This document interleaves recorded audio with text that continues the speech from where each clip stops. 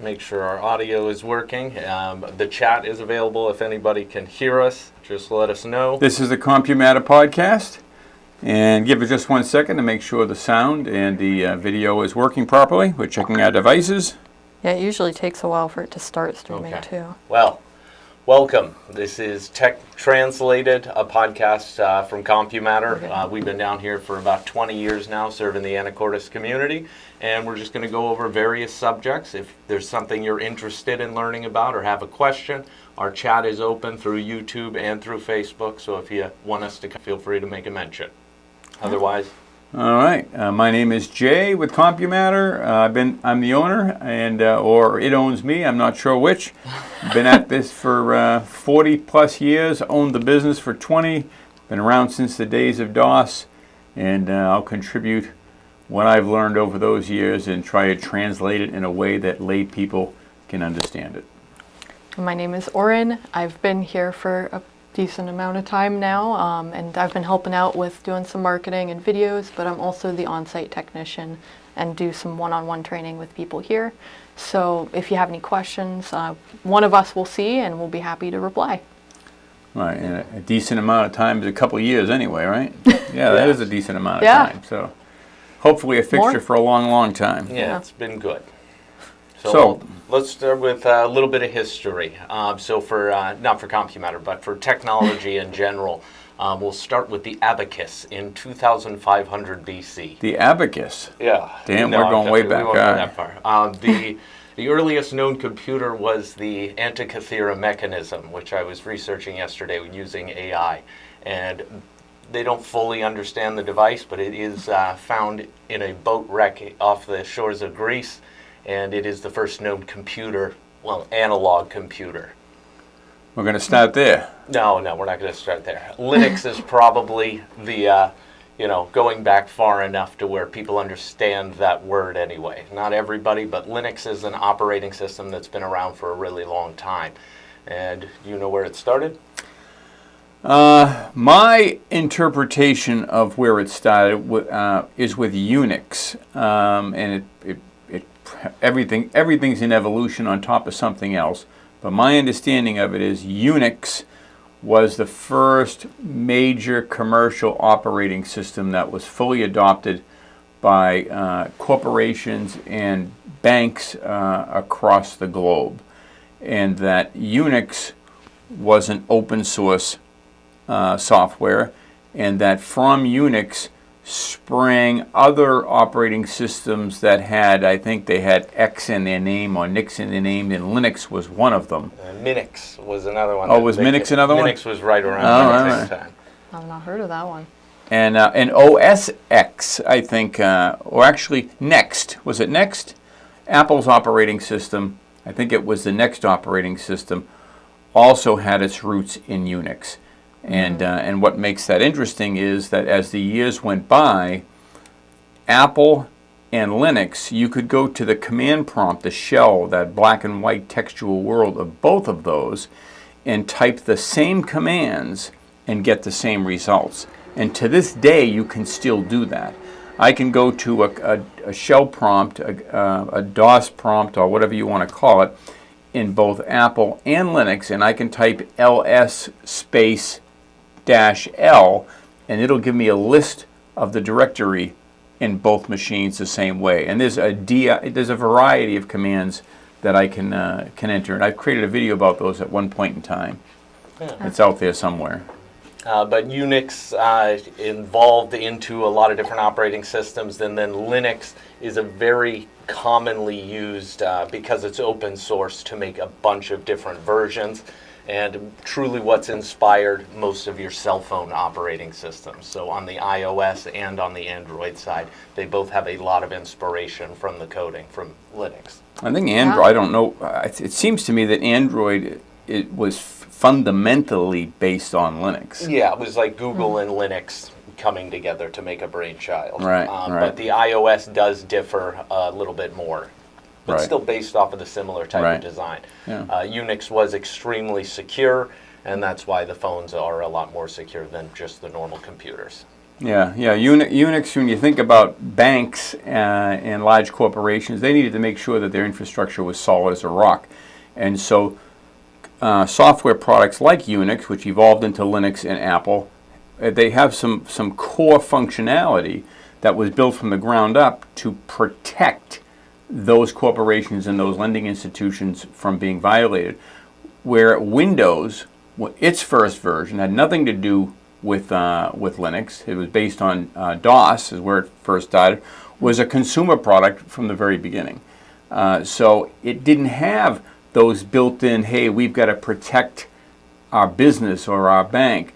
It was just, people creating, small programs to say hello world or maybe your first spreadsheet or whatever. So it took a long time for Windows to recognize the responsibility of protecting their operating system where it was built in from the ground up with the other ones. And they're still fighting that battle today, constantly.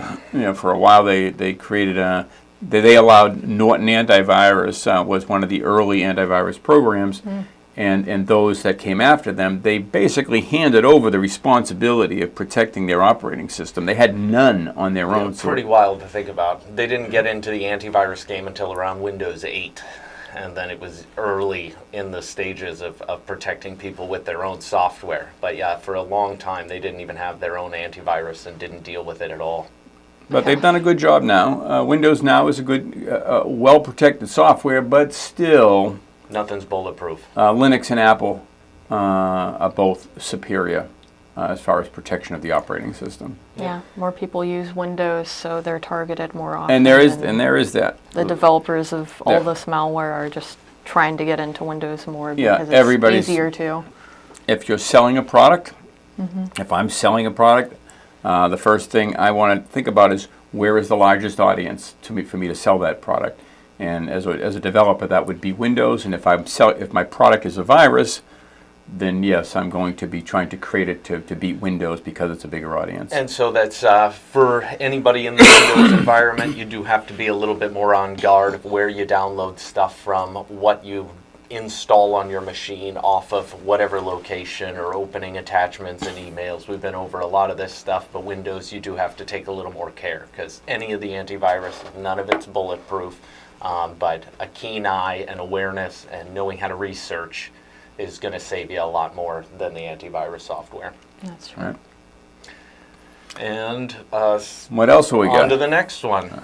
Yeah. I did want that does go into something I did want to bring up. I have a lot of customers don't know whether or not a site is safe when they're on a website, and we went over some of the things you can do to verify certain websites you're on.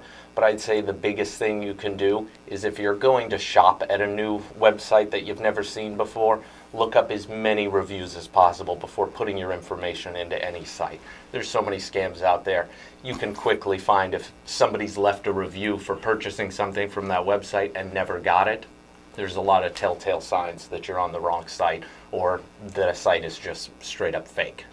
Well, another one, when you brought up the reviews to be careful of, is sometimes on those websites that sell things, they will actually put in fake reviews too, so just be cautious of that. Yeah, I always go to a new Google search and look up, okay, first of all, the shopping site that I'm on, and then is it reliable? It would be usually my first search, just to see what other people are saying about it, and then kind of go from there. Just make sure that your searching is bulletproof before you put in your card details. Yeah, I didn't think about that, but yeah, don't look for reviews on the page that you're looking to review, because typically they'll be a little bit more biased towards themselves. Yes. Right. Be like, we're the best, you can always shop through us. Yeah, 100% every time, and then you go to a different website and find out that all of those were just fake reviews. Mm-hmm. Right, so sometimes you have to review the reviews. You got to review. You've got to review, and you're not sure if the review's the right review, so then you've got to take that review and review it. No, I'm kidding. No, not that. That sounds pretty intense. Yeah, I just say open Google and then check the shopping site. And yeah, security and convenience. Sometimes extra reviewing is worth it if you're going to be putting your credit card somewhere. Right. Yeah, and then also if the price is really good on a particular item you're looking for, be sure to do just a little more research just in case, because yeah, it's never as good as you think it is when the price is that much lower. Yeah. Yeah. Aside from that, I did also want to bring up bookmarks and favorites. Once you do find a legitimate site, it's easy to accidentally click on a website that looks like it and get into the wrong one. Making favorites and bookmarks is a way for you to log that you've been there and you know you were on the right site, and then you can save it for a future visit. Yeah, Right. that's a good suggestion. Yeah, I had somebody ask about that yesterday, because some of the antivirus software tells you if something is legit or not when you're online, and the built-in Microsoft stuff, I don't think that they have a feature like that, unless it's in Bing or in Edge. I don't use Edge very much. I don't know. And another thing to be cautious of with browser-related things is browser extensions. If you're going to search something, and if you keep an eye on your URL bar, which is just the little search bar that has the address of the website you're viewing, if you're seeing that address change rapidly before you're actually getting into the Google search, I'd recommend checking your extensions of that particular browser you're looking at, which looks like a little puzzle piece icon. And then make sure there's nothing nefarious in there, because sometimes people can get browser redirect extensions is what they're called. Yeah, and the redirects happen really fast, so sometimes you won't even notice that it's switched what you're looking at into something else. And that's, I've seen that actually in the Mac environment, extremely common for Safari to get infected with Yahoo search. And I don't know why it's Yahoo, but if you cannot change your search, who you search through, let's say you want to set it to Google or to Bing, and every time you open Safari it's going to Yahoo, there is a malware that is installed on a lot of Macs that changes it to only be able to search through Yahoo. And it can be taken out in various different ways, but it actually does get kind of complicated on, you do have to find a specific file and delete it. So we can help you with that. If you have more questions on that, you'll always feel free to give us a call down here. But there's a lot of that on that side. Right up there. Right. Oh yeah. Right. And do we have anything else on the list in regards to that, or? Well, yeah, I mean, we could talk about Windows S mode. That's kind of a good lead-in, and to not very many people actually know what that is and the benefits and the downsides of it.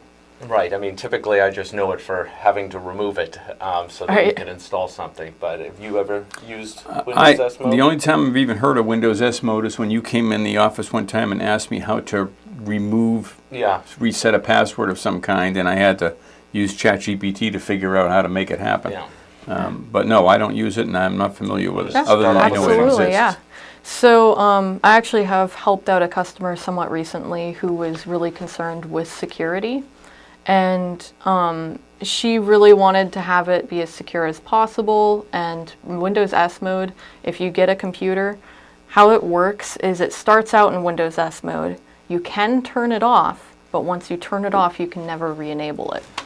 Oh, hi. So the process on that is, what Windows S mode actually does is it only allows you to install apps from the Microsoft Store. And if you're looking for a really secure environment, that's both a blessing, but also sometimes a curse. If you want to install Google Chrome, for example, you just can't do it. Because Google Chrome is not on the Microsoft Store, and they want you to stick with Edge. That being said, if you're really happy with Microsoft products and you want a secure system and you're not really using it for a lot, it might be a really good option for you to have a more secure environment overall. Yeah, if you got your grandmother or your elderly people. Elderly, did I say? Yes. Elderly. Maybe that could be a new word. But also elderly kids. people. Also kids. Yeah. So it's not even one age bracket or another. Even somebody my age, if you know what you need to download, or you're only using a computer to research stuff online, you don't need to install a bunch of other programs. It stops you from being able to accidentally install a program or a virus. Now, can you switch regular Windows to the S mode with the press of a button? You can turn it off. There is a Windows S mode switch that's in the store where you can turn it off. So you can turn it off, install a piece of software, and then turn it back on. You cannot turn it back on. You cannot turn You it back on. cannot. That's the thing about it. Information. The teachers disagree. Yeah, so there is another setting in there. What you're probably thinking of is there is a security setting where you can change it so that you can only install Microsoft apps, and then you can go in and change that around later. S mode is like an intense version of that. Okay. So once you disable that, it actually says in the Microsoft Store, there is no going back. You cannot turn this back on. So I think the reason for that is they just want to make sure you don't download something nefarious and then turn it back on and then think you're protected. I don't really know the full Yeah, details that's on possibly that. it, because then they could go to and be like, hey, I had Windows S mode and I got this virus. And Yeah. But you can, the important part take away from me is you can turn off the functionality of S mode that would prevent you from installing your own apps. Right, and Yeah. then there should be that other setting that Douglas was talking about, that you can re-enable the ability to only install from the Microsoft Store, but you still have the option whenever you go to install something, there's a little drop-down area you can press into and then say install anyway. So with S mode, it just blocks it entirely. You don't have a little button to say install anyway. You have to turn off S mode in order to actually deactivate it at that point. So that being said, it protects a lot of people from remote scams. If they get on the phone with somebody that say they're from Microsoft support, they try to have you install remote access software like TeamViewer or AnyDesk, and Windows S mode stops it right there. So that is the benefit to that as well, or any sort of malware. I don't think browser extensions count in that because it has to do with it's in Edge. Yeah. So you still have to be cautious of browser extensions, but it really takes down the amount of things that you actually have to pay attention to and keeps things a little bit more secure. Yeah, it's as secure as you can get it. I mean, beyond that, you can have S mode and then also have an administrator account, and then you do all of your work in a standard account outside of the administrator account. Then you're completely locked in. Like there's not a lot of things you can do to accidentally contract any viruses or malware. Yeah.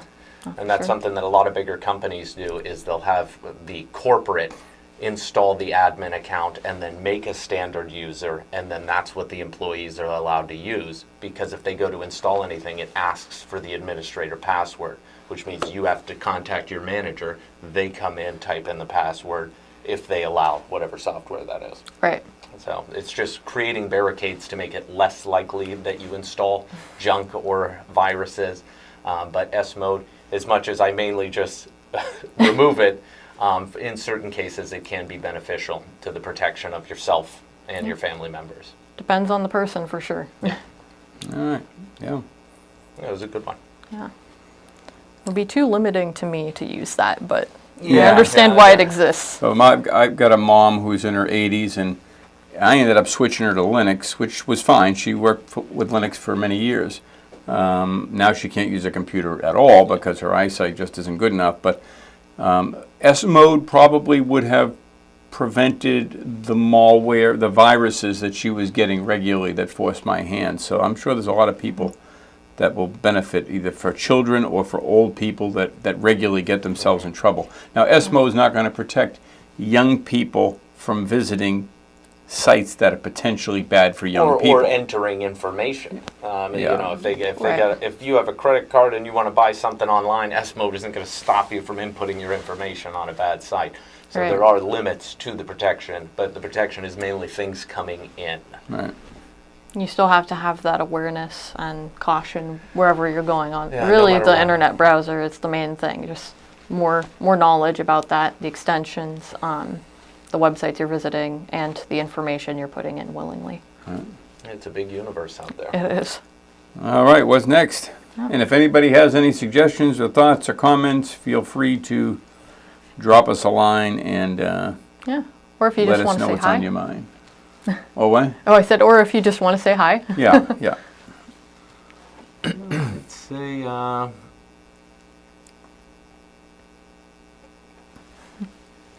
my screen is black. What can I try? Yeah. My screen is black. That's a pretty, that could be a lot of things.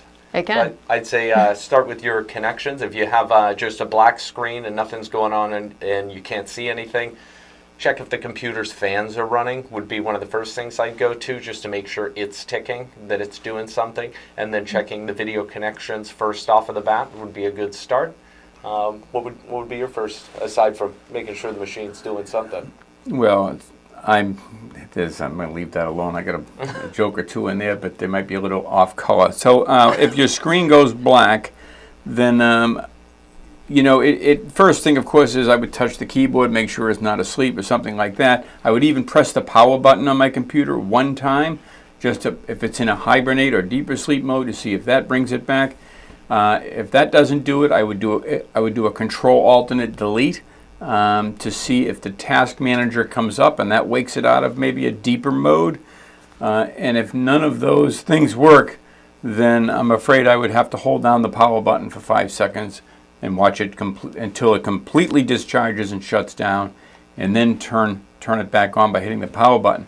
If hitting the power button still didn't have any effect on anything, then Make sure you your might monitor's be on. screwed. Make sure your monitor's on. Make sure the monitor's plugged in. Usually the monitor will there you have go. a light. That's a good one. Yeah. And then input, all monitors usually have multiple plugs for video to go in, so there's usually a button on it somewhere. Unfortunately, I have to be really vague because there's so many monitors out there, but there's usually a button or a clicker that will allow you to cycle through the different inputs or different plugins in the back. And if you accidentally bumped it and it was looking for a plug that's not plugged in, then the screen will stay black as well. Yeah, it usually has a symbol that kind of looks like an open box with an arrow sticking out of it, if that helps. And that might be on the button on a symbol engraved somewhere, as Right. well as when you click it, it should show up on the screen like that as well. All right. Turning it off and turning it back on again, though, is probably the first thing that most people should do in order to see if there's anything wrong there. Well, but Right. you might be in the middle of a document, and you weren't doing Control S to Yeah, save you it. got to Control S, even if the screen is black. Yeah. Yeah, no, Control S if you don't remember, if you weren't in for that podcast, we were talking about hotkeys. And if you're on a Word document, you can hit Control S to save. So that's a really handy feature. All right. We have eBay Ukraine Hub Hello, saying hi. eBay Ukraine Hub. eBay Ukraine Hub. I feel like I might have seen them around before, but Is I'm that not right? 100% on that. Okay. All right. Well, welcome to the hood. Thanks for saying hello. Yeah, and I was going to go back on the antivirus or the malware online type of thing. There is extensions you can install that do verify the legitimacy of websites. There's a lot of them out there, so again, it does take some research to find something that works for you and that's legit. But there is a way to curate what you're looking at, even on a normal search engine, with little check boxes that at least say a company has verified that web address is safe to go visit. Yeah. Well, and also you can get ad blockers too as an extension, which can be really helpful to help prevent a lot of these pop-ups that are all over the place these days. And one of the really common ones is the pop-ups that freeze the whole screen and remove the X's from the top and make it seem like your computer is completely hijacked, but a lot of them are just really fancy billboards. They just are a picture with flashing lights and sirens going off, but realistically it's just a picture that's moving, that's making you think that you've already been had and trying to get you to call a number. Don't call the number. On Windows side, do you want to go over how to close those things? Yeah. So for Windows, say you were browsing a website and you clicked something and then suddenly your screen just fills up with something and it says, you have a virus, this is very serious, do not turn off your computer. You're hearing a robot voice in the background saying, call Microsoft support, you're infected with a virus, We're going to delete all your files. Yeah, they'll say some really intense things sometimes, or your credit card info is leaked. Just be cautious whenever you're online. If you start to feel really stressed out by something you're reading, try to remember that there's a lot of garbage out there, and their main goal is to make you feel like that, to get you to try to call the phone number that you might see on the screen. So in order to actually remove that sort of pop-up, which they are all over the place these days on Windows, you can hit on your keyboard Control, Alt, and Delete, and that will bring up a menu where you see all sorts of little buttons in the center, like lock and sign out. But the main one we're looking for. Can I show that real quick? You might be able to. There's all of us. Oh, hey. How's it going? Yeah. Hey. Hey.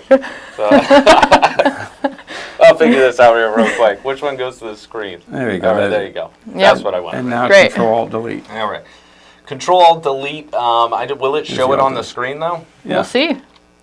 Yes, it does. So, yeah, Control-Alt-Delete and Task Manager. That's the one. Or you can Control-Shift-Escape, and that'll jump straight to the Task Manager as well.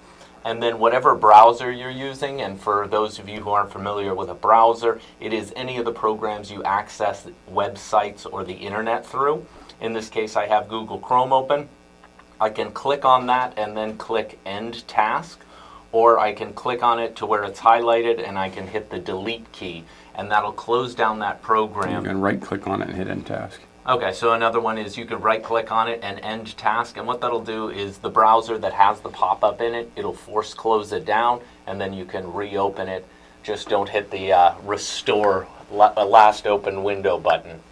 Yeah. A lot of the browsers, they think something crashed, and so they say, would you like to restore that last page you were on? In which case, that pop-up will come right back up, and you'll be on the same boat. Yeah.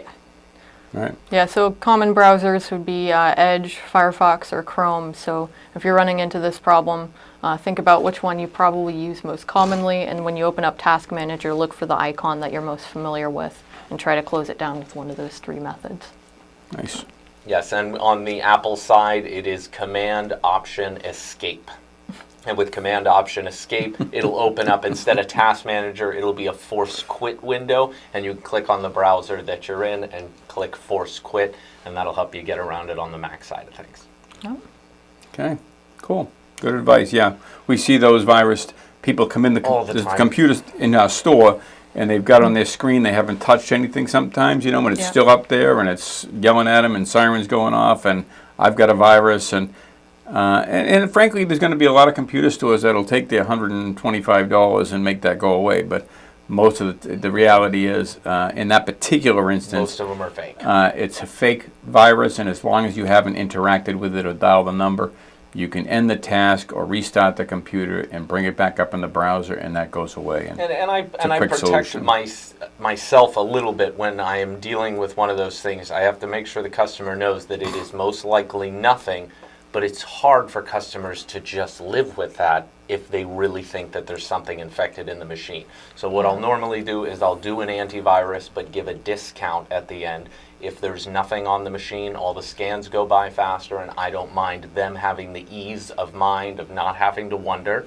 And I don't want to just tell somebody there's no virus on their machine. Even if that pop-up's not a virus, if they have a virus on their machine and I just told them you don't have a virus on their machine, I feel like I've done them a disservice. Yeah. So mainly telling them that it's most likely fake, and then I can scan it and give you a discount if it would ease your mind, if you would like to go down that route. Otherwise, I don't mind showing you how to get rid of it if it pops up. Yeah, and in some cases you can have a virus, and a virus will give you some similar functionality. That's another one. I will tell a customer if this has only happened once, then the odds are that. But if you're getting it every day, every 10 minutes or something like that, then I'll usually... But take our advice for ending the task and restarting the computer first and see if it doesn't appear again. Because Yeah. browser extensions, again, are another thing that can have those types of triggers built into it. Yeah. No, there's a lot of garbage too. And then sometimes people could have a virus pre-existing that they downloaded and had already there like a month ago, and then accidentally end up on one of those websites. And while that website in itself doesn't give you a virus, it's possible that you could have had a pre-existing one that you didn't know about as well. So it's hard for us to know without really digging into something what you actually have in the system. So Yeah. And you can't always recognize if somebody has a virus with your eyes. yeah. Sometimes you have to scan it. I don't have the ability to just look at a computer and know. And ultimately, none of the antivirus scans are bulletproof. So I can scan a computer with one virus scanning software and then scan it with 5 others, and they could all pull up different things because they all have different methods of searching through the computer for recognizing a threat. Right. Well, and then a good thing to check for too is the Task Manager, that same tool. You can actually go in, there's a tab that lets you see details, and you can look in the processes list and see if there's anything that sounds nefarious. You can actually research that task and see, and kind of do a little bit of sleuthing yourself as well. Yeah, I'm a big fan of going into your task manager, not regularly, but every now and then, just to see what processes are churning in the background, and then research anything you're unfamiliar with. I don't recommend going in there and just ending tasks, No. but a lot of times you can research what a process is doing, and if it's of a feature you never use, then you could at least go find it, what's triggering that to start running, and stop it from running, and increase your system's performance, aside from just finding anything that's fraudulent that's installed. Well, that's huge for improving background activity from being massive and just taking up tons of system resources to calming it down a little bit. Like phone link, for instance. If you don't use the phone link feature, I see phone link running in the background of most people's machine, which is Windows side being able to connect to your phone and link up different information between the two. Yeah. Or if you don't use Edge at all, by default, Edge tries to launch on startup as Every well. time, yeah. And some people don't need it. Oh, I appreciate hearing that. Small businesses. Yeah. Thank you. Yeah, we do enjoy what we're doing. Thank you. And we have somebody asking, what's the best antivirus? Please. And that's for all operating systems? That would be kind of difficult. Are you using a Windows computer, an Apple computer? Give us a hint on that. Yeah, that would help. And then Malwarebytes has a free scanning software, and as much as, again, none of the antiviruses are bulletproof, having multiples that you can pull from in a time where you think you have a virus is the ultimate solution, is to be able to run a scan from different ones. On Windows, Hitman Pro has a free one-time scan, or I think it's a 30-day trial, and then if you can track more viruses constantly, then maybe consider purchasing that product as well. But there's multiple different antiviruses, and again, they scan differently. So if you can find a couple that aren't running all the time, but that you can install, run the scan, and then uninstall it, it's always good to have multiple options. Okay, so he said Windows. He's on Windows. But I'm going to answer this, and you guys can answer it in your own way. My experience has been, if it's my mother's Windows computer and I want to protect her against viruses, I'm going to recommend two things. That the built-in protection that comes with Microsoft Windows, I want to make sure that is turned on. That's Windows Defender, and it is turned on by default. And then I would buy her Hitman Pro Alert. And it's very important that the alert portion of that statement, and it's not just Hitman Pro, because it's the alert that will always be looking at the perimeter of that Windows computer, and anything new that's coming in that ends up in the memory chip, it's going to watch it, scan it, see if it's safe or not, and hopefully protect you. But it's been my experience that that's the best in the industry. But there are a lot of good ones, so it's hard for me to be so concrete. But based on my experience, I still say that's number one. Yeah, what do you guys think? That's a good one. Aside from, I just got to repeat myself on, none of them are bulletproof, so I always like to be able to research multiples. I have seen times where one will miss something and the other will pick it up, and then the same vice versa. But you don't want to have two, so you don't want to have like I said, not real-time protection. Commercial programs. Just scanning software. So Malwarebytes just has a scanning software that you can run without having the real-time protection. But I don't think a lot of these people are going to. They don't really want to think about having to scan. That's my thought process. Well, I'm thinking on the... They just want it to do its thing and protect them. I mean, if you've already been hit, though, then you got to run a scan. They want to be sleeping in the bedroom in the back and have their fort completely protected while they're getting a sound night's sleep. Yeah, I mean, there's no solve-all antivirus. But if you had software. to pick one, so that's what he's asking. What's the best? If you had to pick one, based on our experience here at the store, it's your mother. I would also consider having a firewall on your router as well. But you think you tell your mother that? No, I was just buying it for her. No, but let's just pretend for a doesn't have second. to do I know anything your on it. mother, so let's pretend for a second that your mother doesn't have you to help her out, or any other IT person, and you're going to tell her you just need to program your router. No, not program. You buy a router with firewall built into it. You don't have to do anything. But she doesn't. But she'll need to know how to work, how to know that firewall is doing what it's supposed to do. It's I mean, she doesn't have to manage it or know the technicals of it. Nowadays they have firewalls that are protected also using AI. But a firewall will not protect you against yourself. No. But then again, my mother only uses an iPad, so I'm a little bit safer off No, the antivirus side of things. Let's put your mother on a Windows But if computer. she was on a Windows computer, I'd probably and put the router and a firewall cannot protect you against yourself. I You would probably put it in S mode. that still doesn't There we answer go. the guy's I know, question. I know. But like I said, none of them are bulletproof, so I can't choose one. Yeah, I mean, Hitman Pro is a good one. And again, you don't want to think about running scans. The alert version is a good method. The built-in antivirus does also have its own scanning software. I know if you don't want to be scanning, you just want to let it do its thing, it will pop up if it senses a threat in the bottom corner for on the Windows side. What do you think? I So, don't visit any porn sites, says eBay Ukraine. Yeah, it's Fair. That'll help. That'll help. That's Yeah. almost just as good as having an antivirus. my mother doesn't visit any porn sites. We're good. What were you going to say?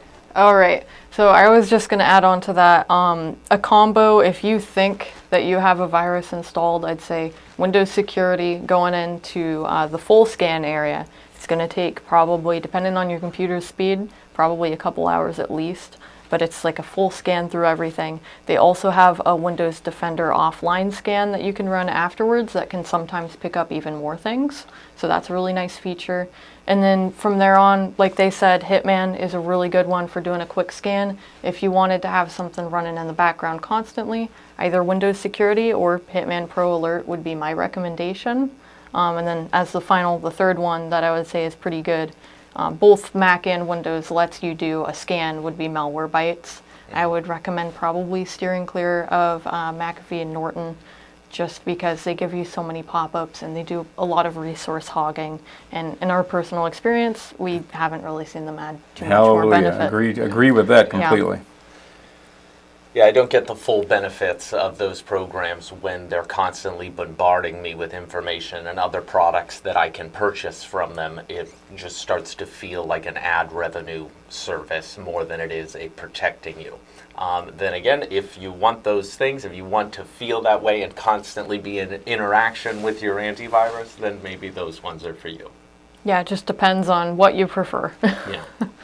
But aside from that, like I said, if you just want to set it, and leave it alone, antivirus, I guess I'd probably be on the Hitman Pro side if you were just going to force my hand onto having to choose one of them. Right. Yeah. And none of them are bulletproof. I choose to have Yeah. multiple different options.